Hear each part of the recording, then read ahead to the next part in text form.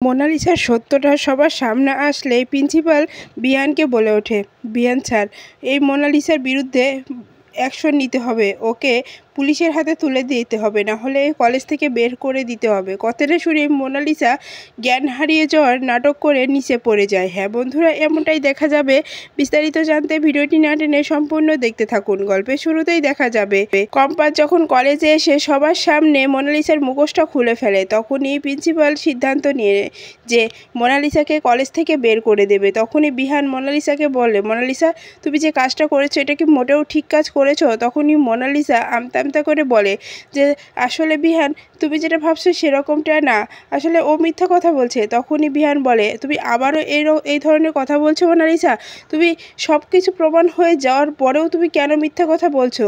এরপরে মোনালিসা আর কোনো কথাই বলে না। এরপরে বিহান বারবার জিজ্ঞাসা করে যে মোনা, সত্য কথা বলো, এখনও সময় আছে। তখন মোনালিসা কোনো কথাই বলে না।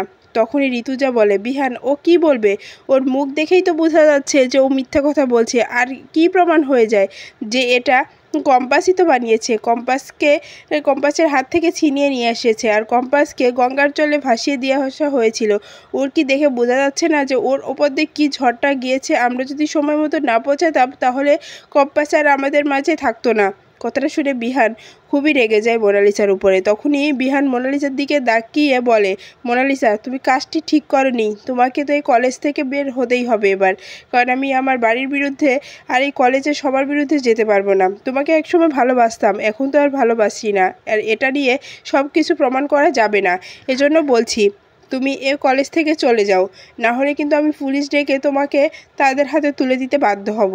তখনই প্রিন্সিপাল বলে, স্যার আপনি তাই করুন, ওকে ওকে এই কলেজ থেকে বের করে দিন। ওর রকম মেয়ে এই কলেজে থাকলে কলেজের বদনাম হতে পারে।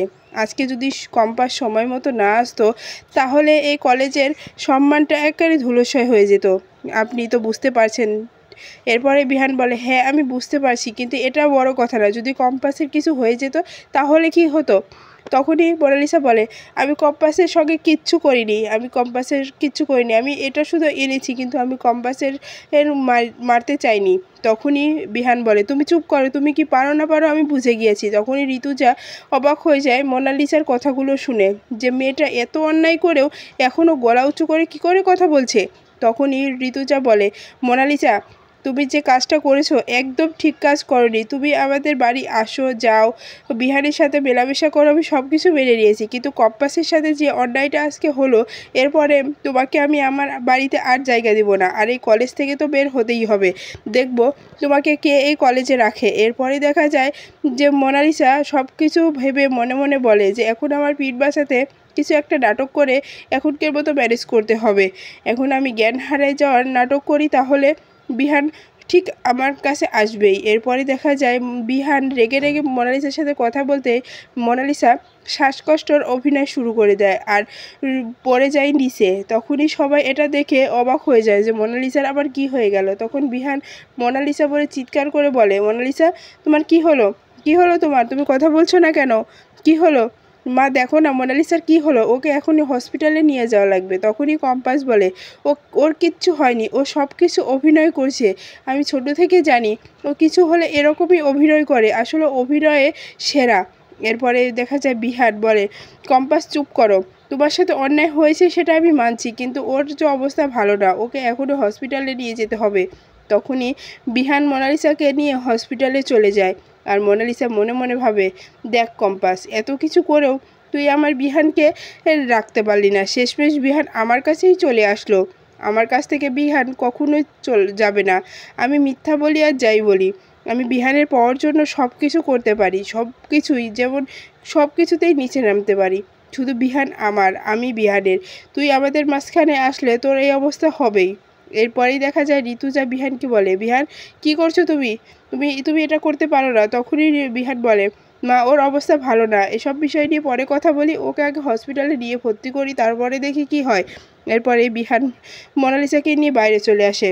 তখনই ঋতুজা কম্পাসের কাছে গিয়ে বলে, কম্পাস, চিন্তা করো না, সব কিছু ঠিক হয়ে যাবে, বিহান ঠিক ফিরে আসবে, আর বিহান বুঝতে পারবে তার অন্যায়ের কথাটা। কি করব এখন, কলেজে ওই সব কিছু। যদি ওই মোনালিসার এই কলেজে কিছু হয়ে যায় তাহলে তো আমাদের এটা নিয়ে অনেক পরীক্ষা দিতে হবে, অনেক কৈফিয়ত দিতে হবে। এই জন্য ওকে নিয়ে হসপিটালে গেছে আমাদের কলেজের সম্মান বাঁচাতে। তখনই কম্পাস বলে, আমি জানি মা, এই কলেজের সম্মান বাঁচাতে বিহান স্যার সব কিছু করতে পারে, এজন্যই ও এই কাজটা করেছে। আমি এতে কোনো মাইন্ড করিনি, আমি মাইন্ড করব না।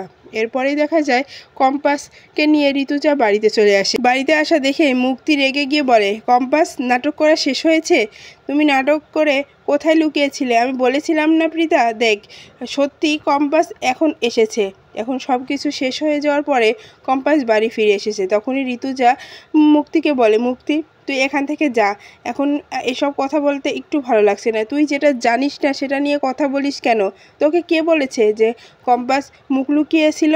কম্পাসের কিছু হয়নি। কম্পাসকে যদি আমরা সময় মতো না যেতাম কম্পাসকে বাঁচানো যেত না। কম্পাসের গঙ্গার জলে ভাসিয়ে দিয়ে হয়েছিল, কম্পাসের অবস্থা খুব খারাপ হয়ে গিয়েছিল। আমরা যদি সময় মতো না যেতাম তাহলে তাই হতো। তখন কিঞ্জলও বলে ওঠে, হ্যাঁ মুক্তিদি, বড় বৌদি যা বলছে সব কিছু ঠিক। আমরা যদি সময় মতো না যেতাম তাহলে কম্পাস আর আমাদের মাঝে থাকতো না। এরপরে মুক্তি বলে, সবই নাটক। নাটক দেখো, তোমরা ভালো মানুষ বলে তোমাদেরকে ভালো মানুষের সুযোগ নিচ্ছে ওই মেয়েটা খুব পাকা। তখনই ঋতুজা বলে, মুক্তি তুই এখন ঘরে যা, এখন আর কথা বলতে ভালো লাগছে না, এখন আমি একটু রেস্ট নিতে চাই। আর কম্পাসের উপর দিয়ে যে ধকলটা গেল, কম্পাসও এখন একটু রেস্ট নেবে। এরপরে কম্পাস ঘরে গিয়ে সেই মুহূর্তের কথাগুলোই অনুভব করতে থাকে, যে কি করে ওই মেয়ে গন্ডাগুলো ওকে মেরেছিল, কি করে ওই গঙ্গার জলে ফেলে দিয়েছিল। সব কিছু মনে করে কম্পাস খুব কষ্ট পাচ্ছিল আর বলে, মা মা আমার খুব কষ্ট হচ্ছে, তুমি তাড়াতাড়ি ভালো হয়ে যাও আর বাবাকেও খুঁজে পাই, তখন আমরা এখানে আর থাকবো না, এখান থেকে চলে যাব। এখানকার সবাই খারাপ, কেউ ভালো চায় না মা। আমি যে ফার্স্ট হব এটা কেউই চায় না। আর মোনালিসা ম্যাডাম যে এতটাই নিচে নেমে গিয়েছে যে সে জিতার জন্য আমাকে যখন তখন মেরে ফেলতে পারে, সে কোনো পিছুপা হবে না। আমার খুব ভয় করছে মা, তুমি তাড়াতাড়ি সুস্থ হয়ে বাড়ি ফিরে এসো, তোমার সঙ্গে অনেক কথা বলবো, আমার আর ভালো লাগছে না।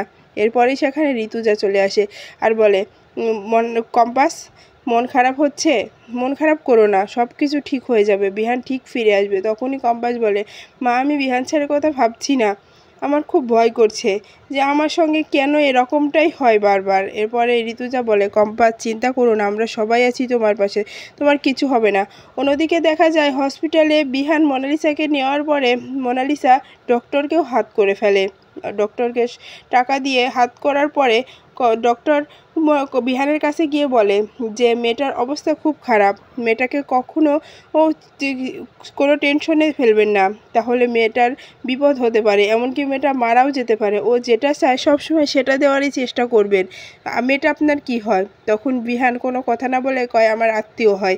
এরপরেই দেখা যায় যে ডক্টর বলে, তাহলে আপনি একটু সাবধানে রাখবেন, ও যা চায় তাই ওকে দেবেন, ওকে কখনো চিন্তায় ফেলবেন না, তাহলে কিন্তু ওর জীবন মরণের প্রশ্ন হয়ে যাবে।